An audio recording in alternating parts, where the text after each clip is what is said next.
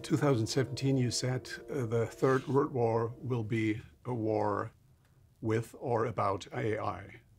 Now we have a very conventional war. Can AI help? One of the reasons for World War III would be if one country has, or one place has advanced AI technology and the other powers want it, or they're worried about some country gaining advanced AI that would give them a strong advantage in war, then they may be tempted to attack before the country that is developing the strong AI has that for use in weapons technology. Russia said that they are going to stop the delivery of rocket engines. Is that for SpaceX a threat or an opportunity?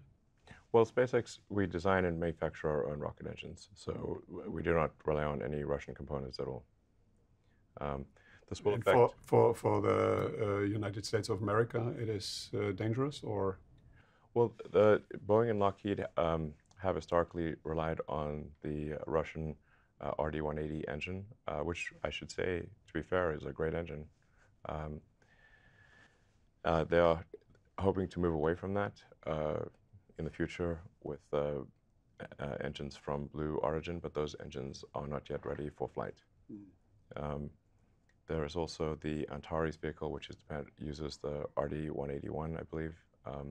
They will not be able to fly as a result.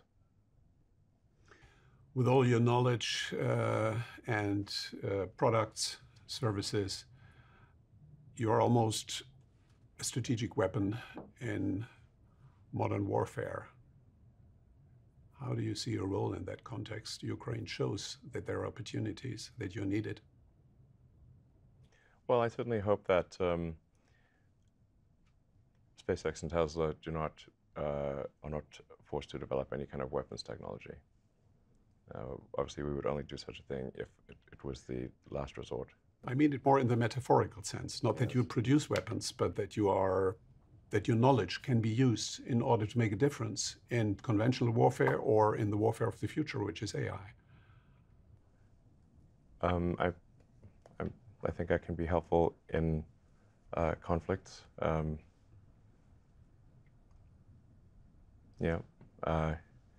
mean, I try to take the set of actions that are most likely to improve the probability that the future will be good. And so, obviously, sometimes I make mistakes in this regard, so it's not like I always get it right, but I aspire to get it right. And so, whatever, I think is most likely to ensure that the future is good for, all of humanity, that's the actions that I will take. Yeah. A couple of months ago, we had an exchange about Ernst Jünger's famous book, Storm of Steel. Yep. You were very fascinated by that book, which has been published roughly 100 years ago, about Jünger's experiences in the First World War. Why is that book so important for you? Well, I read a lot of books, and for some reason I'm fascinated by war and history in general.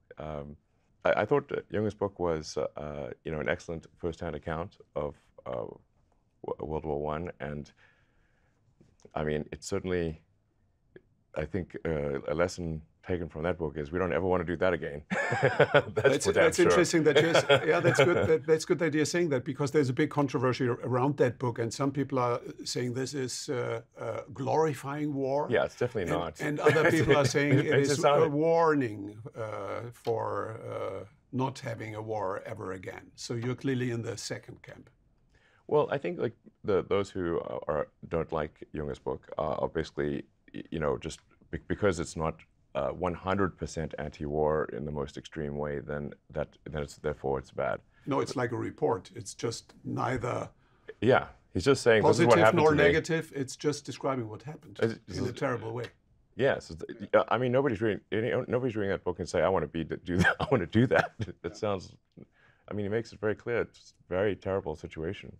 But he also said it's not like it's not like there's no good that comes out of even a terrible situation. There's some good that comes out of it, but it's overwhelmingly bad. So it's just really interesting to I think read about history.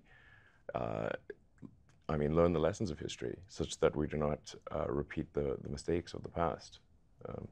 Well, we know that saying history doesn't repeat, but it rhymes, and we see a rhyme Yeah. these days. Back to the bigger strategic picture. I mean, the terrible actions of Putin are to a certain degree also a result of strategic mistakes that Europe, particularly Germany, has made. The dropout of nuclear energy. Actually, can I just say, I think it's very important that Germany not shut down its nuclear power stations. I think this is extremely crazy. I just wanted to ask a question on that, because if we really want to reduce Putin's power and Europeans and Germany's dependence on Russian energy, this works only through decarbonization. So my question to you is, should we have even more nuclear energy in order to get faster independent from Putin and to resolve the climate issues? I want to be super clear. In my opinion, Germany should not only not shut down the nuclear power plants, it should reopen the ones that shut down. And those are the fastest ones to restart. It's crazy to shut down nuclear power plants. Now, especially like if you're in a place where there's not natural disasters, you know, so like if you're maybe somewhere where there's severe earthquakes or tsunamis or something like that, it's more, you know, of a question mark as to, I mean, maybe, you know, but if there's not like massive natural disaster risk, which Germany does not have, then there's really no danger with the nuclear power plants. And you don't see any safer alternatives that could have a similar effect? So solar and wind is not going to do it. Do we have any other ideas in mind about future energy policy? I think long term, most of civilization's energy is going to come from solar, and then you need to store it with a battery, because obviously the sun only shines during the day, and sometimes it's very cloudy. So you need solar batteries will be the main long-term way that civilization is powered. But between now and then, we need to maintain nuclear. I can't emphasize enough. Please do not shut down the nuclear power plants, and please reopen the ones that have been shut. This is total madness to shut them down. I want to be clear. Total madness. Let's see whether your very clear words are heard in Europe and have consequences in Germany. I'm trying to use the strongest words. Yeah. I would say this is a national security risk. It's not like, listen, playtime is over, okay? Obviously, playtime is over. This is a national security risk to shut these things down. It's another bitter lesson of that war. It is not only an issue with regard to climate, it is very much an issue. It's a national security risk, and it's a climate issue for you know, replacing. I think people don't understand, like, you know, coal power plants, because of their emissions, they cause a certain number of deaths every year, far more dangerous than nuclear power plants.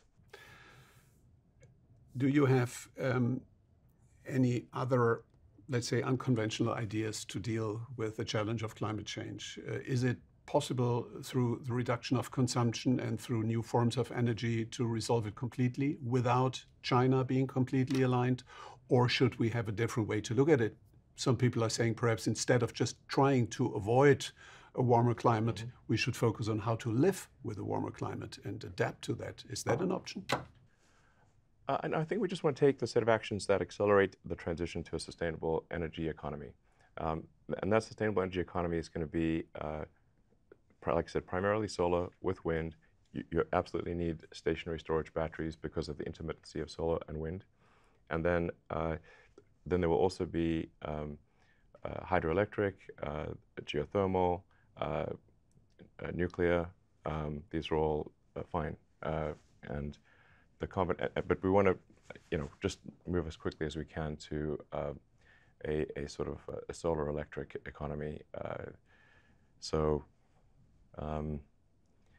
You know, and sometimes people say, oh, well, it's cloudy or something, you know, what about solar? And it's like, do plants grow? They're a solar-powered chemical reaction. If plants grow, you have solar power. Obviously. How do you think they grow? I think we just want to try to move there as quickly as possible. I do want to emphasize that while I think solar will be the main source of energy. It won't be everything. It will, like I said, there'll be nuclear, hydroelectric, geothermal, wind, and the faster we get there, the better for the world. It's really, we're kind of running this climate experiment, but it's an experiment where we know that's pointless because we know ultimately we will run out of coal and oil and gas. It's not going to last forever. And so we have to transition to something that is long-term in any case, because we'll run out of hydrocarbons to burn. So then let's just not run the experiment. But I'm much less of a climate alarmist than people might think. Although, of course, my words are taken, sometimes always amplified. But how is it going to look like in 15 years? Better than today? Much better than today? Oh, from a sustainable energy standpoint, much better. Yeah, much better. So your bet is we are going to solve the climate issue? Yes, absolutely. We will solve the climate issue. It's just a question of when. And I'd say like the fundamental good of Tesla should be thought of as by how many years did Tesla accelerate the sustainable energy revolution? That's the fundamental historic good of Tesla. Not whether it would occur. It would occur anyway. But by how many years can Tesla accelerate that transition? You once told me about population that the decrease of reproduction rate, birth rate, is one of the most underestimated problems of our times. Yes. Can you explain? Yeah, so most people in the world are operating under the false impression that there are too many people. This is not true. Earth could maintain a population many times the current level.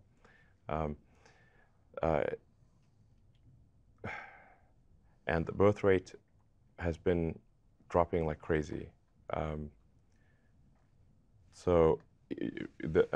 unfortunately, like we have these like ridiculous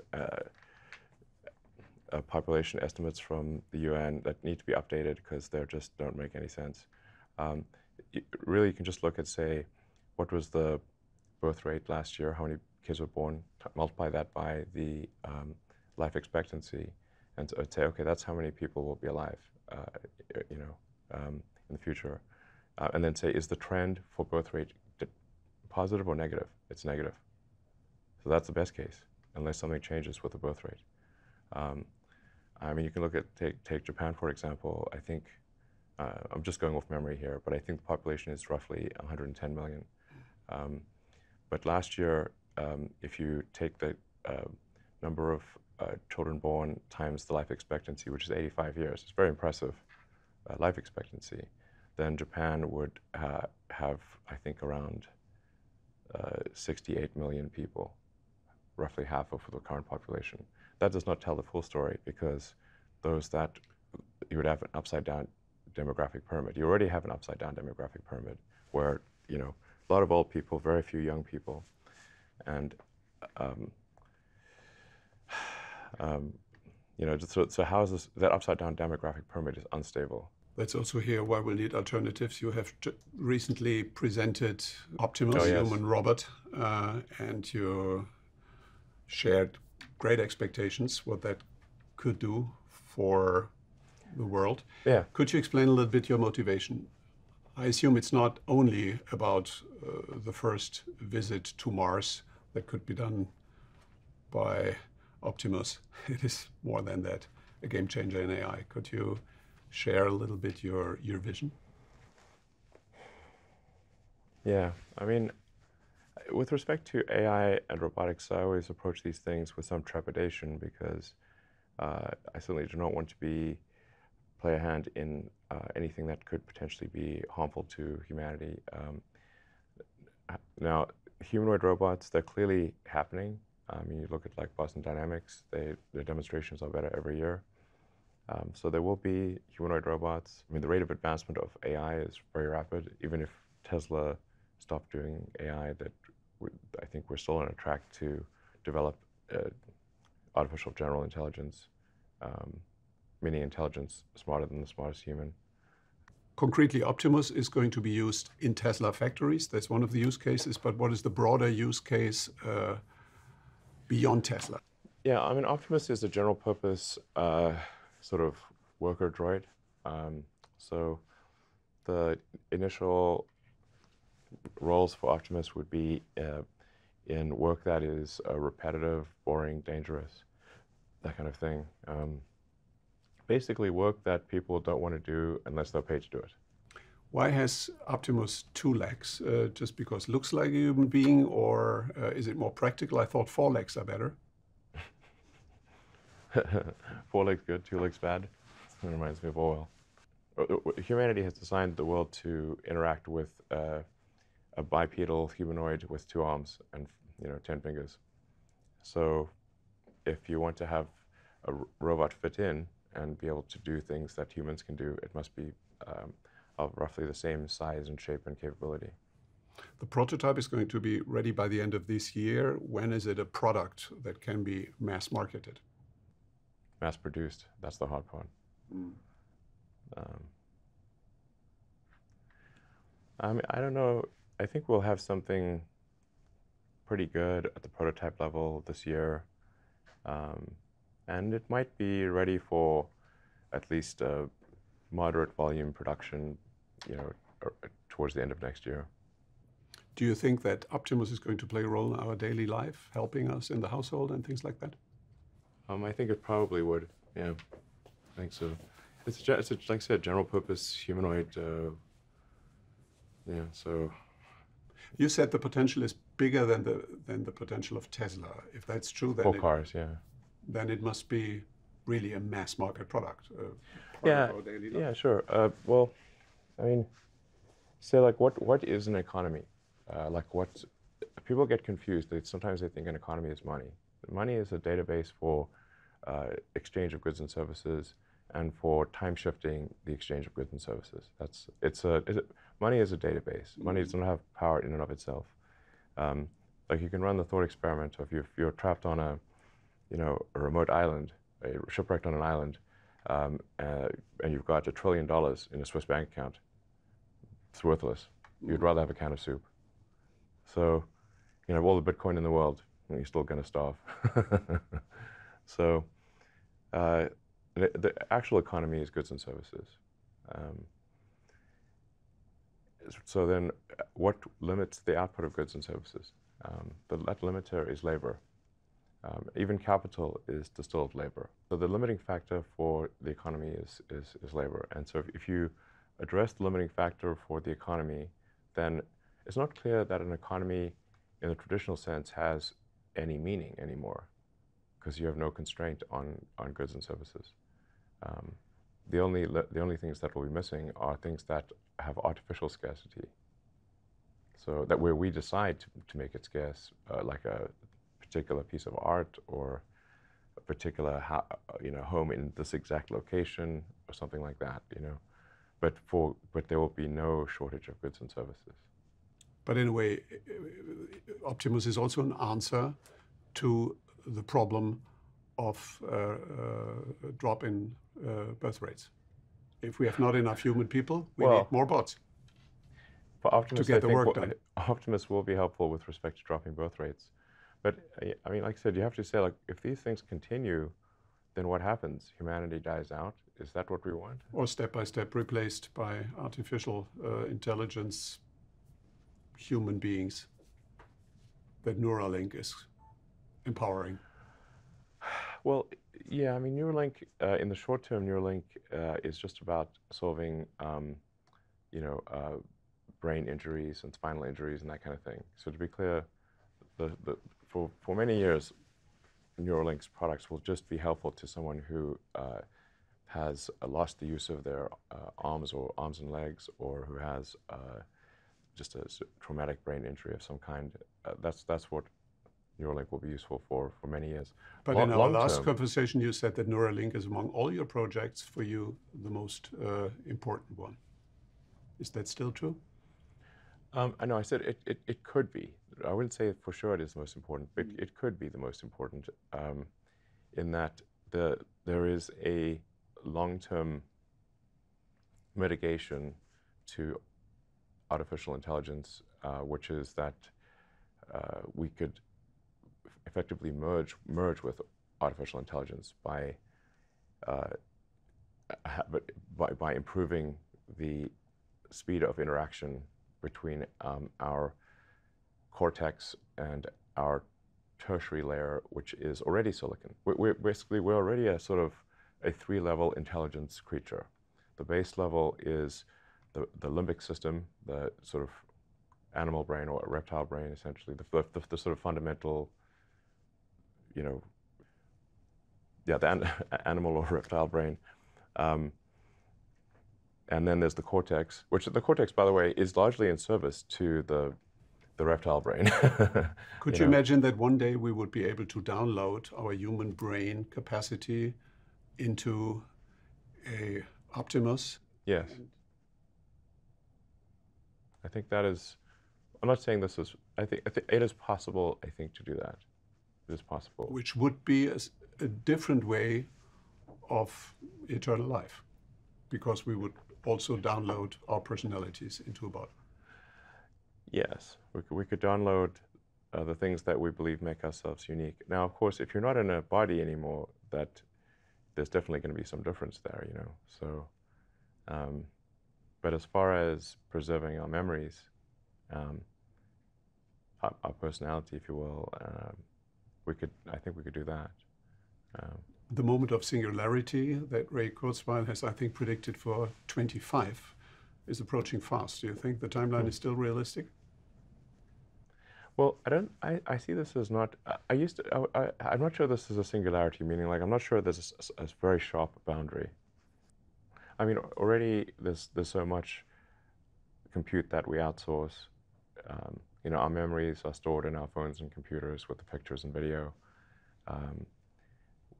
You know, computers and phones amplify our ability to communicate, enabling us to do things that would have been considered magical and had you burned at the stake in, you know, maybe 300 years ago. You know, you can have two people to have a video call basically for free from two parts of the world, you know, on opposite sides of the world. It's amazing. So we've already amplified our sort of human brains massively with computers, and I think an interesting ratio to roughly calculate would be the amount of compute that is digital divided by the amount of compute that is biological, and how does that ratio change over time? And with there's so much digital compute happening so fast that that ratio is increasing rapidly. Talking about speed, you have the vision that one day Starship could be able to get from A to B in 30 minutes all around the globe. Is that correct? And if so, what would the time frame for this vision? It's like a global super taxi. You can just go from San Francisco to Nairobi. Yeah. I mean, the landing will be loud. So you'd want to probably be connecting, you know, cities that are next to oceans or seas, such that you can land maybe, I don't know, far enough offshore that the landing noise is not disturbing to people. But coast to coast, that would be a realistic option. Absolutely. Yeah. It's like an ICBM, but change the option package from nuclear to landing. Delete the nuke, add landing. Elon, you have solved so many problems of mankind and presented so many solutions. I'm surprised that one topic seems not to be too fascinating for you, and that is the project of longevity and increased lifespan significantly. Why are you not passionate about that? You're not personally interested in living longer?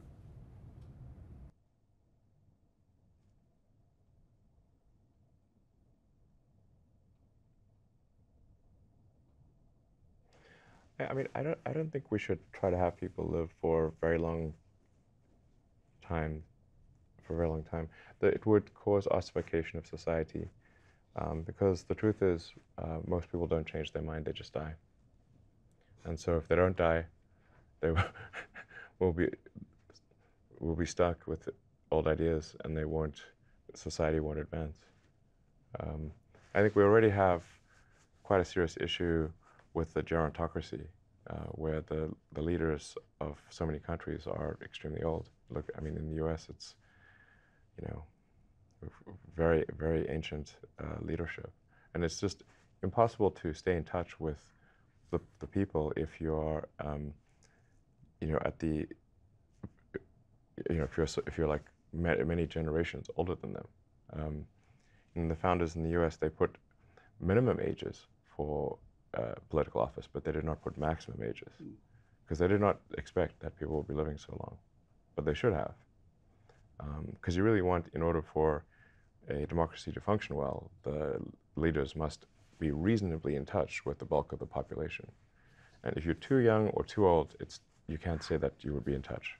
Is there a kind of ideal age, and how old would you like to get? Well, I think for political leadership, I think you want to be, I don't know, ideally within 10 or at least 20 years of the average age of the population.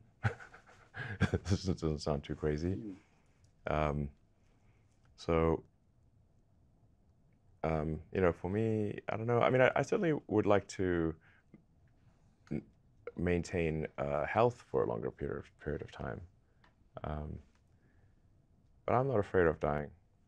I think it will come as a relief.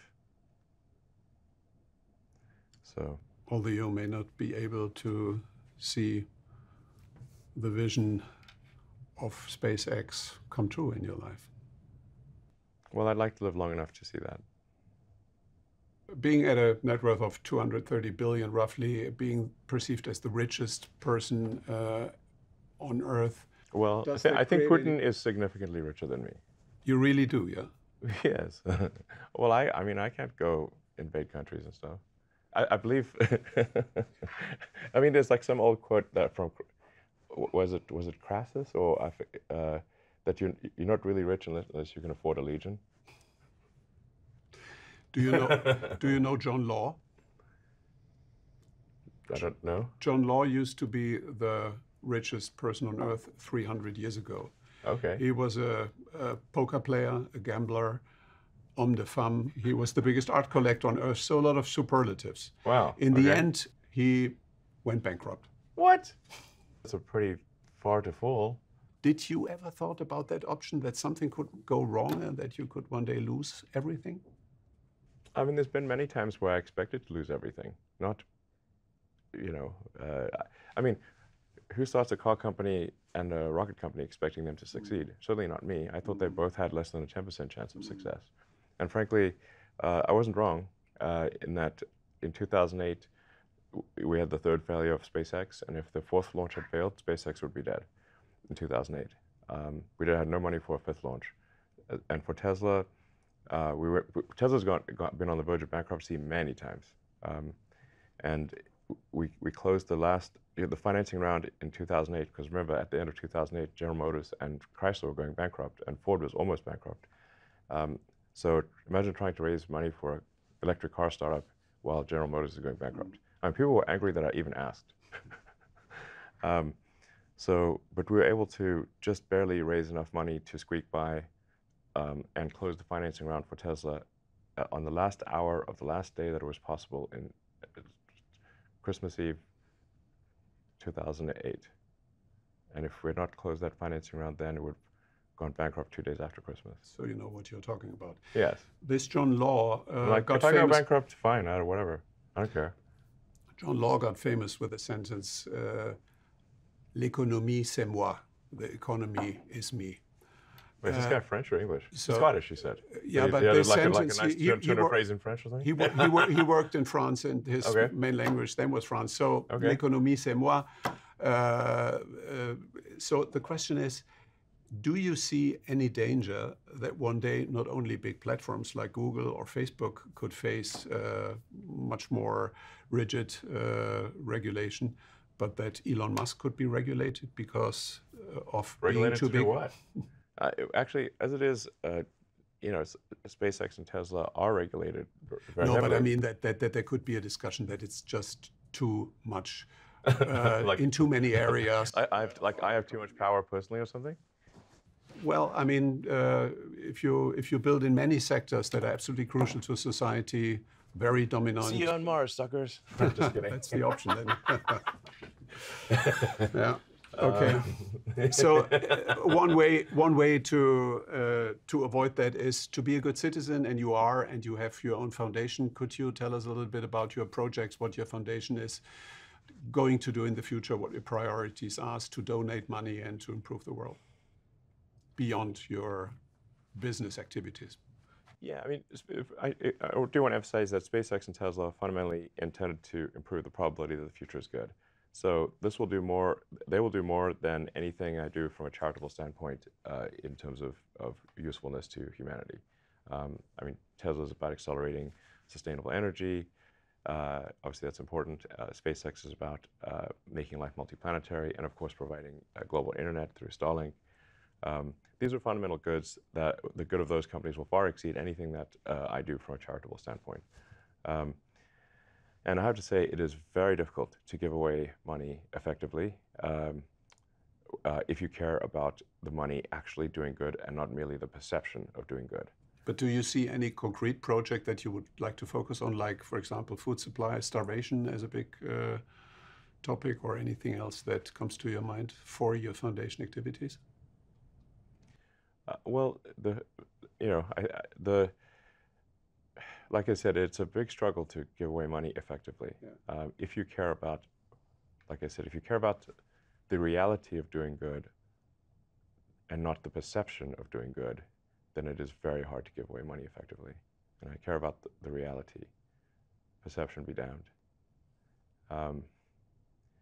So there's, obviously environmental causes, there's education, especially science and engineering education, pediatric healthcare,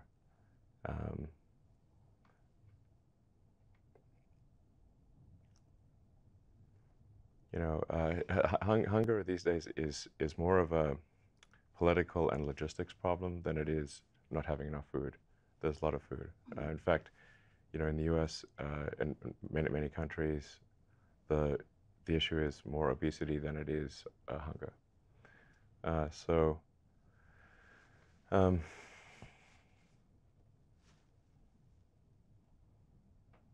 But always I'm looking for ways to give away money that are effective. Like, what do you think I should do? What heroes of underrated heroes are the people who are doing a service in hospitals, helping elderly people. And I think they don't have a lobby. Okay. So I think to do something for them, because we all need them if we are in trouble. Sure. Think about it. If you Google Elon Musk, I think you have 156 million search results. Really? 76 million Twitter followers.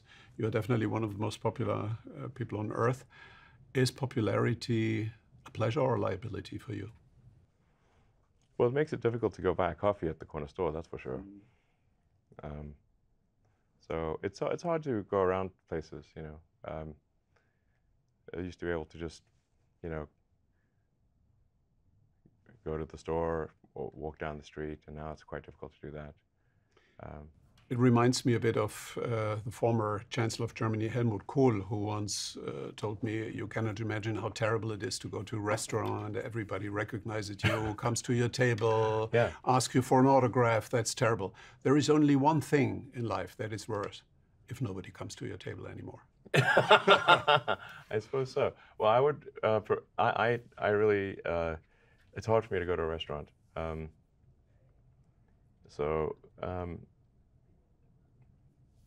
And if I do, I just try to find a corner table and that's kind of dimly lit or something where I can sort of stay out of the way. But you cannot turn around. Is there anything that you most urgently want to achieve?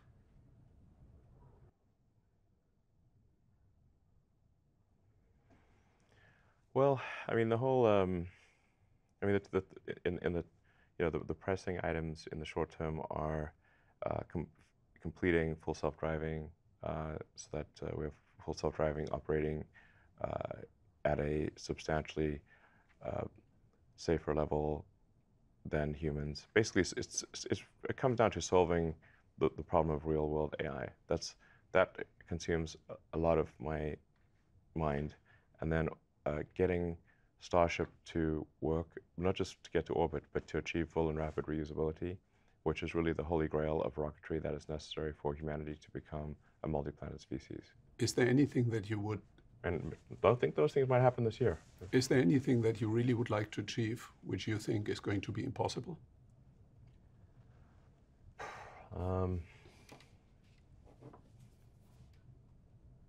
Impossible is a strong word, but... You don't like that word? Well, it's a strong word. I mean, I sort of approach things from a physics standpoint, and the word impossible is, more or less banned in physics. I'm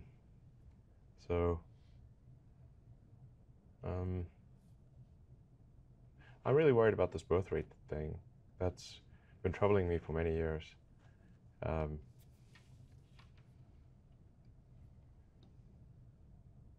Because I just don't see it turning around. Every year it's worse. And I drive my friends crazy by... Perhaps that's a project for your foundation. Sure. Okay, you are a multi-talent person. Is there any field of total incompetence? I'm terrible at dancing. Although you like techno music so much. Yeah, but the nice thing about techno is you don't have to be able to dance very well. You can just jump around, basically. Walter Isaacson is planning a biography, and he has written a biography on Einstein, on Steve Jobs, on Benjamin Franklin, and Leonardo da Vinci. Among the four, with whom would you like to meet and have a glass of wine? Well, I mean, it'd be an honor to meet any of them, even for a minute.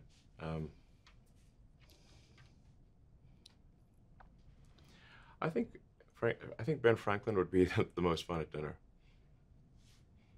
And who is the one where you would say, I'm closest to him? Would it be Leonardo da Vinci?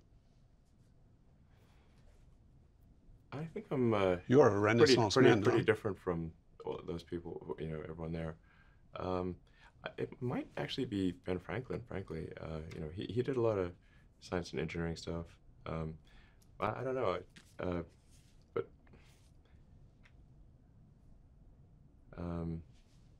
it's funny, Da Vinci thought of himself first and foremost as an engineer. And in his application, when he applied for his position, that enabled him to create a lot of the art. His application was all about his engineering stuff, and then at the end, and also I do some art. It was just funny that Da Vinci really thought of himself as an engineer, and I mean, for the time, he was pretty impressive. The German author Thomas Mann once said the purpose of life to be an engineer in the interest of progress of mankind. Sure. Is that a good definition for your own ambitions? Yeah, I think that is a good definition. Is freedom for you the most important value of a society? No, I think not being dead is. I mean, no. Well, I mean, but what would that do with a society if everybody just cares about that? No, I'm just saying there's a Maslow's hierarchy, these days back in the old days, I mean, a good year would be a year where not that many people died of hunger, plague, not that many people froze to death, not that many people were killed by the neighboring tribe. Back in the old days, that if it was like, hey, we only lost 5% last year, that was great. It's now those things are really, not concerns anywhere near they would level of what they would be in the past. What did COVID do to the freedom in our society? Well, I think freedom was severely restricted with COVID. Do you think it's a long-term effect, or do you think we are going back to old norms? Well, the jury's out on that front. You know. Are you worried? Yeah, I think I think we should roll back government power that was massively increased in the COVID times. I think we're at this point, the tail end of it, or it's no longer a major concern, and so we need to actively roll back the powers of government that were created during COVID. You once said on Mars, if there's human life, there should be direct democracy. Yes, I think direct democracy is less susceptible to corruption than representative democracy. I mean, the other recommendations that I'd say any laws need to be short enough that everyone can read them as well. And there should be some, it should be easier to get rid of a law than make one. Do you see any positive effects in the COVID pandemic? I think there are many silver linings.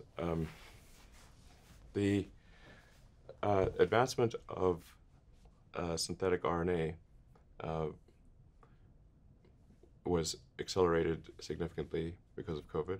And it's going to help with cancer, allergies, Yes. bacterial Exactly. diseases. Yeah. Yes. I mean, synthetic RNA is a revolution in medicine that most people are not aware of just how much of a revolution that is. I would say this is like medicine going from analog to digital.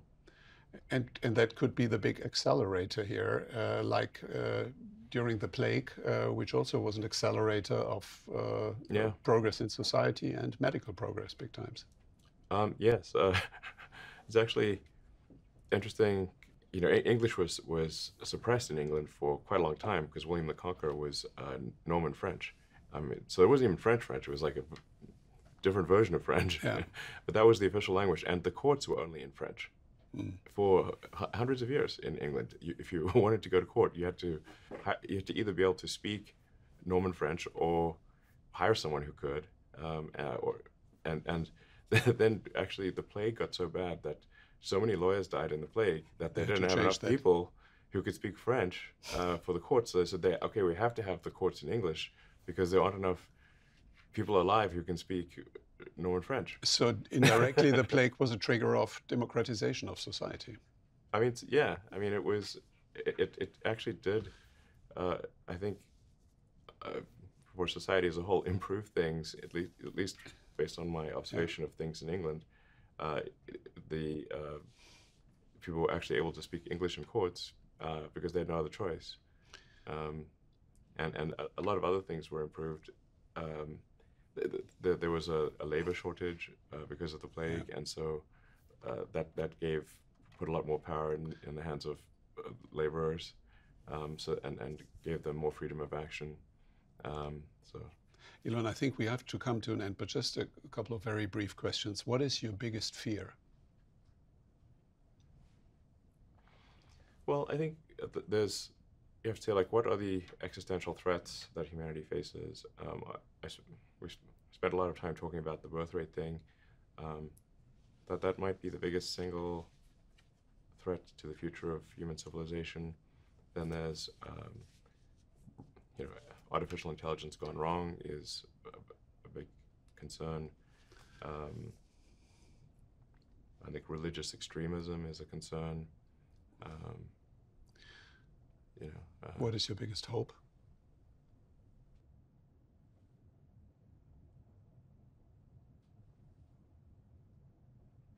My biggest hope is that humanity creates a self-sustaining city on Mars.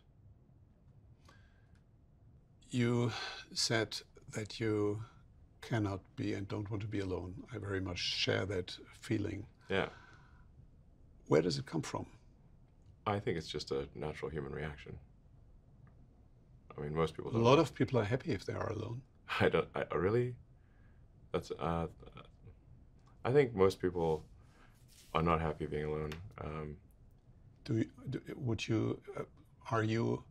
you feel lonely? I mean, there are times when I feel lonely, yes. But I mean, I think it's pretty basic. Like if I'm, say, working on the Starship rocket down at, you know, South Texas, and I'm just staying in my little house by myself, especially if I forget my dog, you know, if my dog is not with me, um, then I feel quite lonely because I'm just in a little house by myself with not even a dog. Last question. You have once said, if I'm not in love, I cannot be happy. Are you happy at the moment? I think there's degrees of love. Um, but certainly for one to be feel fully happy, I think you have to be happy in work and happy in love. So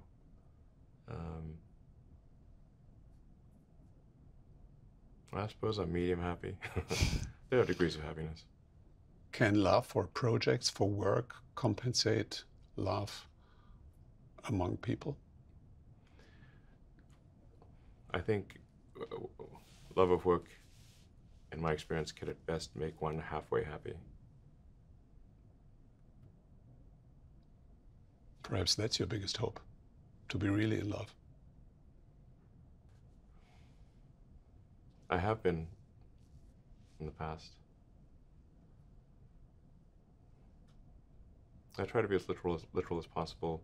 I would be happy if humanity has a self-sustaining city on Mars, because then the probable lifespan of humanity is much greater. You know, I think we really just got this, you know, consciousness, like this little candle of consciousness, like a small light in the void, and we don't want that small candle in a vast darkness to be put out. Thank you very much, Elon, for that conversation. All right, thank you.